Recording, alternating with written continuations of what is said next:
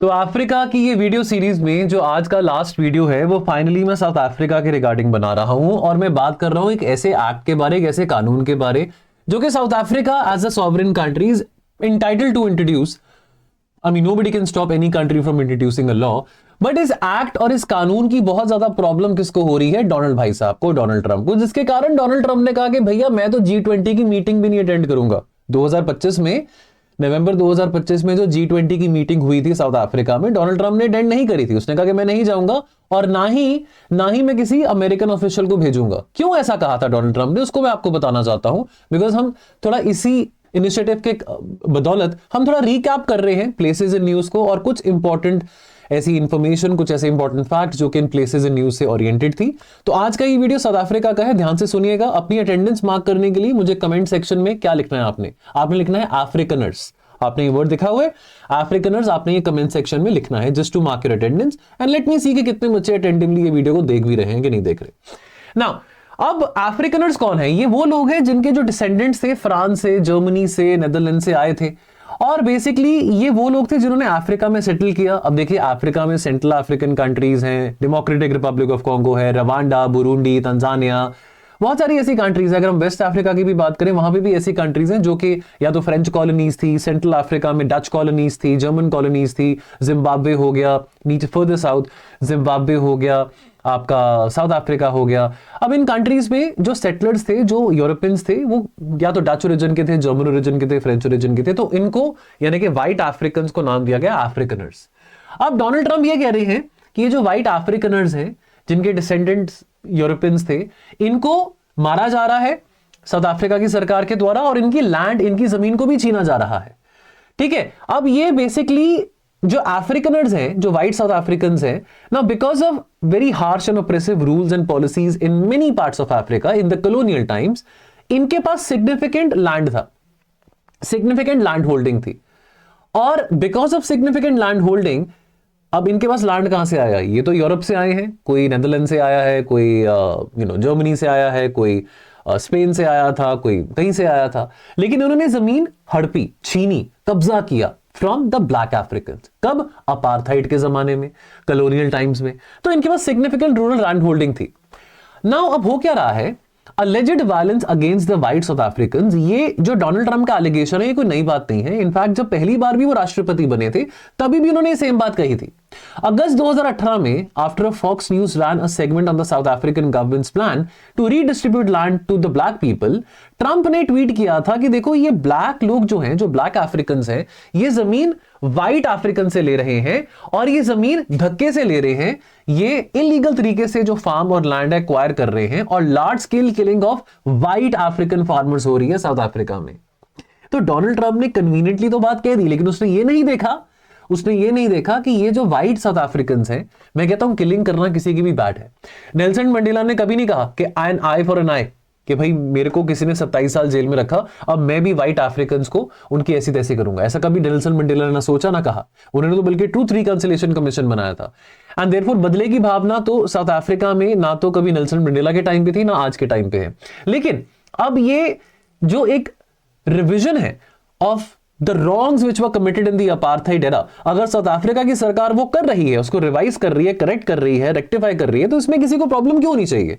Donald Trump इतना ज्यादा क्यों व्हाइट सुप्रीमेसी और कि भी क्रिश्चियंस मारे जा रहे हैं, अफ्रीकनर्स मारे जा रहे हैं, उस बात को लेकर इतना क्यों भड़क रहे हैं? Now A fringe of conservative Afrikaners, they have long alleged कि भैया जो व्हाइट अफ्रीकन्स हैं उनके खिलाफ जेनोसाइड हो रहा है। स्पेसिफिकली जो पोस्ट अपार्थाइड गवर्नमेंट है साउथ अफ्रीका की, वो पिछले 15-20 सालों से व्हाइट अफ्रीकन्स के खिलाफ ऑपरेसिव पॉलिसीज फॉलो कर रही है। इलॉन मस्क जो कि एक white South African by birth है, but he is not an Afrikaner, और ट्रंप के एक बहुत इंपॉर्टेंट दोस्त भी रह चुके थे अंटिल अर्ली दिस ईयर, उन्होंने भी कहा है कि भैया ये साउथ अफ्रीका की जो सरकार है वो रेसिस्ट लैंड ओनरशिप लॉस के जरिए व्हाइट अफ्रीकन्स के खिलाफ डिस्क्रिमिनेशन कर रही है। और इस सब के चलते उन्होंने साउथ अफ्रीका के प्रेसिडेंट साइरिल रामाफोसा को भी अक्यूज किया है कि वो व्हाइट फार्मर्स के खिलाफ जो किलिंग्स हो रही है उसके खिलाफ साइरिल रामाफोसा भी कोई आवाज नहीं उठा रहे हैं। In May 2025, not this year, last year, Trump ने एक और कदम उठाया। उन्होंने कहा कि अफ्रीकनर्स को मैं रिफ्यूजीज देने का जो टाइटल है, जो ओहदा है, वो देने को मैं तैयार हूं। और अगर उन्हें असाइलम चाहिए अमेरिका में, तो मैं उसके लिए भी I am more than welcome. I mean I will be welcoming them, they are more than welcome to come to my country. अब इतना ज्यादा आपने इमिग्रेशन क्रैकडाउन किया, आपने आवाज उठाई कि लोग यहाँ पे इलीगल तरीके से आ रहे हैं, आपने लोगों को चार्टर्ड फ्लाइट में बिठा के, ट्रांसपोर्ट एयरक्राफ्ट में बिठा के वापस भेजा। लेकिन अभी आप एक डायरेक्ट पाथवे दे रहे हैं अगेन सिलेक्टिवली वाइट कम्युनिटी के अफ्रीकन लोग, वाइट अफ्रीकन कम्युनिटी के लोगों को, कि आपको डायरेक्ट आओ, आपको अमेरिकन सिटीजनशिप दूंगा, आपको गवर्नमेंट बेनिफिट्स मिलेंगे। क्यों? बिकॉज आप कलर में वाइट है। ये डिस्क्रिमिनेशन डोनाल्ड ट्रंप कर रहे हैं। Now after 5 years of heated डिलिबरेशन and public consultation, south Africa की सरकार ने एक्सप्रोप्रिएशन एक्ट पास किया था जनवरी 2025 में, जो बेसिकली क्या करता है, बेसिकली अलाउ करता है स्टेट को कि वो लैंड को सीज कर सकते हैं विदाउट एनी कंसेंट और without any compensation to the land owner, अगर वो लैंड पब्लिक पर्पसेस के लिए एक्वायर किया जा रहा है। देखो, ऐसे तो हमारा भी एक अंग्रेजों के जमाने का लैंड एक्विजिशन लॉ था 1894 का, जिसको सुधार दिया, जिसको सुधारने की कोशिश 2013 के लैंड एक्विजिशन लॉ ने करी। तो यानी कि ये जो कानून था साउथ अफ्रीका का, इवन अपार्थाइड टाइम पे, कि लैंड ले लिया जाएगा, इस एक्सप्रोप्रिएशन एक्ट में कंसेंट हो लैंड ओनर का या ना हो, लेकिन अगर पब्लिक पर्पस के लिए वो लैंड लिया जा रहा है तो वो लैंड लिया जाएगा। स्कूल बनाना है, कोई पब्लिक एंटिटी बनानी है। लेकिन अपार्थाइड एरा का जो एक्सप्रोप्रिएशन एक्ट लॉ था, वो कहता था कि कंपनसेशन दी जाएगी, इसमें कंपनसेशन नहीं दी जाएगी। ये जो लेजिस्लेशन है, ये एक इफेक्टिवली एक लीगल फ्रेमवर्क प्रोवाइड करता है for expropriation by the state under section 25 clause 2 of the संविधान of South Africa. So this does not automatically mean कि साउथ अफ्रीका की सरकार यूनिलैटरली जो भी चाहे, किसी भी फार्म ओनर से चाहे प्रॉपर्टी सीज कर सकती है और आगे रिडिस्ट्रीब्यूट कर सकती है अपनी मर्जी के हिसाब से। नो, ज्यादातर केसेस में जो एक्सप्रोप्रिएटिंग अथॉरिटी होगी, यानी कि जो लैंड एक्वायर करने वाली अथॉरिटी होगी, which is obviously the state, would be required to negotiate with the property owner जिसके नाम पे जमीन है, कि एक एग्रीमेंट पे आते हैं जहां पे आपकी प्रॉपर्टी हम एक्वायर कर रहे हैं before we can resort to expropriation.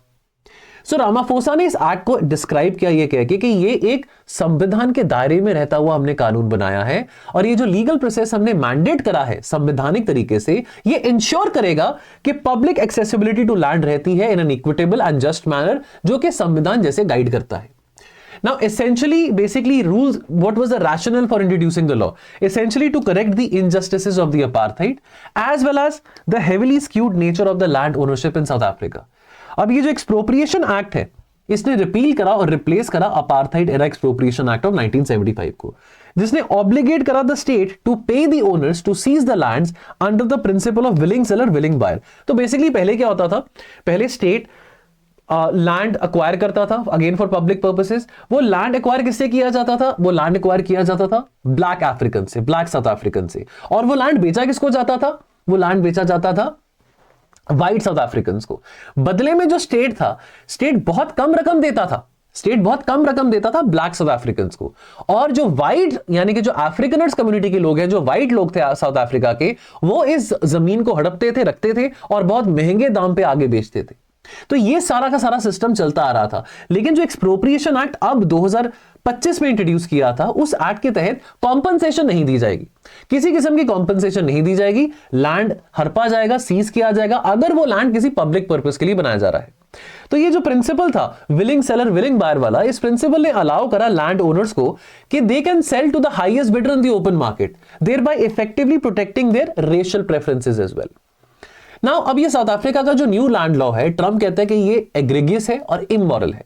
Trump ने कहा है कि साउथ अफ्रीका लैंड कॉन्फिस्केट कर रहा है और व्हाइट अफ्रीकन कम्युनिटी के लोगों को बहुत बुरी तरीके से ट्रीट कर रहा है, ह्यूमन राइट वायलेशंस हो रहे हैं। और ये कह रहा है डोनाल्ड ट्रंप कि भैया मैं प्रॉमिस करता हूं कि मैं सारी की सारी फ्यूचर फंडिंग, यूएसएआईडी की फंडिंग और किसी किस्म की ग्रांट साउथ अफ्रीका को बिल्कुल बंद कर दूंगा, जो कि डोनाल्ड ट्रंप ने करी भी।